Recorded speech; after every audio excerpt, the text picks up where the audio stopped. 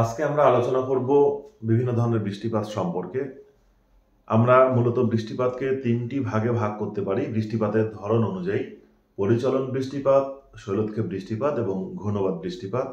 আজকে আমরা এর মধ্যে পরিচলন বৃষ্টিপাত কি এবং কিভাবে হয় সেই বিষয়টি তোমাদের সামনে পরিষ্কার করার জন্য এই ভিডিওটি করছি। তোমরা অবশ্যই ভিডিওটি যদি দেখো শুরু থেকে শেষ পর্যন্ত, আশা করি তোমরা নিজেরাই খুব সুন্দরভাবে এই প্রশ্নের উত্তরটি গুছিয়ে লিখতে পারবে। তো চলো শুরু করা যাক। বৃষ্টিপাত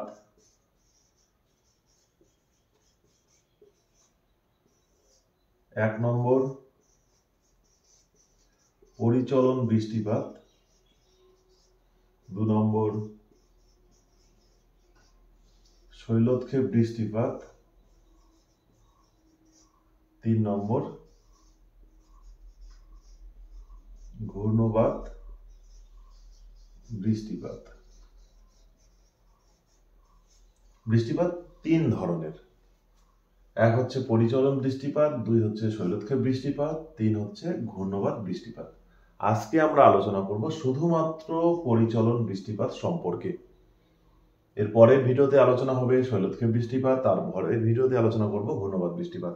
আজকে শুধুমাত্র সংক্ষিপ্ত আকারে ছবির সাহায্যে তোমাদের বোঝানোর চেষ্টা করছি পরিচলন বৃষ্টিপাত।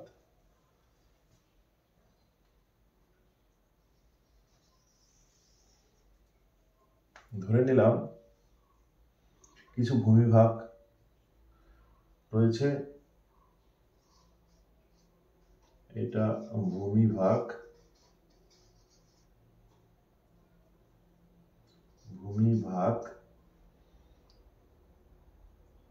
আবার এদিকে ভূমিভাগটা একটু উঁচু করে দেওয়া যাক, আর এদিকে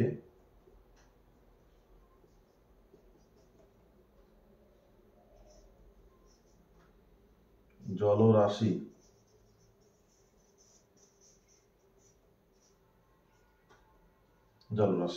ভূমিভাগ এবং জলরাশি। সারাদিন ধরে সূর্যের আলোয় কি হবে তোমরা জানো, এই সমুদ্রের জল বা এই জলরাশি, নদী হোক বা সমুদ্রের হোক, এই জলরাশিগুলি বাষ্পাকারে উপরের দিকে উঠে যাবে সারা দিন। আমরা জানি জল যদি বাষ্প হয়ে যায়, সেই বাষ্প বাতাসের থেকে, অর্থাৎ জলীয় বাষ্পের ঘনত্ব বাতাসের থেকে কম হয়, অর্থাৎ বাতাসের থেকে হালকা হয়, এবং এই হালকা জলীয় বাষ্প সারাদিন ধরে জলগুলি বাষ্প হয়ে উপরের দিকে উঠতে থাকবে। জলীয় বাষ্প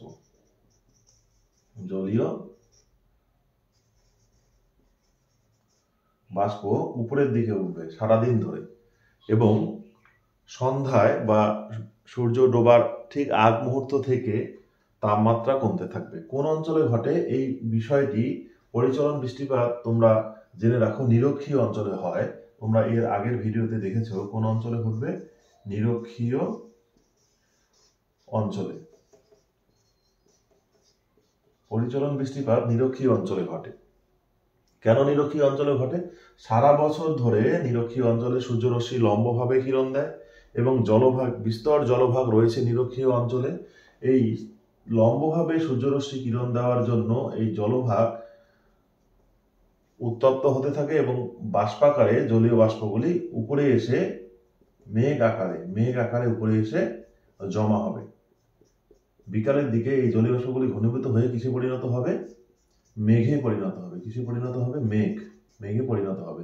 এবং বিকালের দিকে যখন এই মেঘে পরিণত হবে এবং জলীয় বাষ্পগুলি এখানে জলবিন্দু আকারে জমা হতে হতে থাকবে, এবং তাপমাত্রা আরো বেশি কমে গেলে বিকালে বা সন্ধ্যার দিকে প্রতিদিন আবার সেই জলীয় বাষ্পগুলি বৃষ্টির ফোঁটা আকারে আবার ভূপৃষ্ঠে, ভূমিরূপে সেই সমুদ্রে পতিত হবে।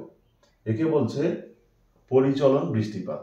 এই ধরনের যে বৃষ্টিপাত তাকে বলছে পরিচলন বৃষ্টিপাত। খুব সহজ আকারে যদি বলা যায় তাহলে ধরে নাও জলরাশি, এই আমি লিখলাম জলরাশি, এই সূর্যের আলো বা তাপে এই জলগুলি বাষ্প হয়ে সারাদিন ধরে উপরের দিকে উঠে যাবে।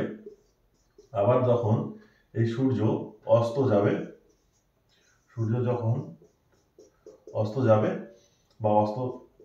বা সূর্যের তাপমাত্রা বিকালের দিকে সন্ধ্যার আগে যখন অনেকটাই কমে যাবে, তখন এই জলীয় বাষ্পগুলি এগুলি ধীরে ধীরে মেঘে পরিণত হবে, অর্থাৎ জলীয় বাষ্পগুলি জলকণায় পরিণত হবে এবং বৃষ্টি আকারে সেই স্থানেই পতিত হবে, আবার সেখানে পড়বে। এই যে ধরনের বৃষ্টিপাত পুরোটাই একে বলছে পরিচলন বৃষ্টিপাত। তোমরা আশা করি বুঝতে পেরেছো কিভাবে পরিচলন বৃষ্টিপাত হয়, কোন অঞ্চলে পরিচলন বৃষ্টিপাত হয়। তোমরা নিশ্চয়ই বুঝতে পেরেছো। ধন্যবাদ সবাইকে।